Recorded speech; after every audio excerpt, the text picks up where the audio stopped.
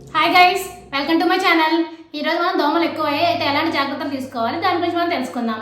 మన small reminder, ఏ పాయింట్లో information మీకు వాల్యుబుల్గా అనిపిస్తే నా ఛానల్ తప్పకుండా సబ్స్క్రైబ్ చేసుకోండి, అలా లైక్ చేయండి. అప్పుడు ఎక్కువ మందికి ఇన్ఫర్మేషన్ అనేది రీచ్ అవుతుంది.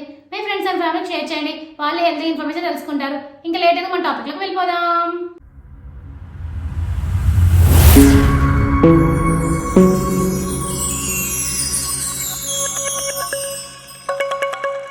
డెంగ్యూ, మలేరియా వంటి జ్వరాలు ఎక్కువగా దోమల వల్లే వస్తుంటాయి. ఈ జ్వరాలు కొన్నిసార్లు ప్రాణాంతకంగా మారవచ్చు.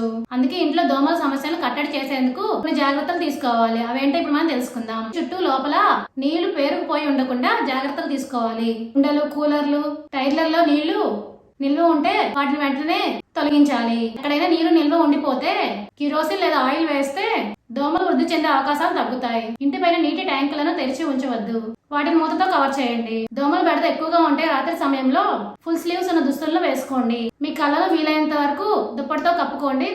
అలానే దోమ తెరలు వాడండి. ఇప్పుడు అర్థమైంది మీ అందరికీ దోమల నియంత్రణకు ఎలాంటి జాగ్రత్తలు పాటించాలి అనేది. For more videos please like, share, subscribe my channel. Thank you for watching my video.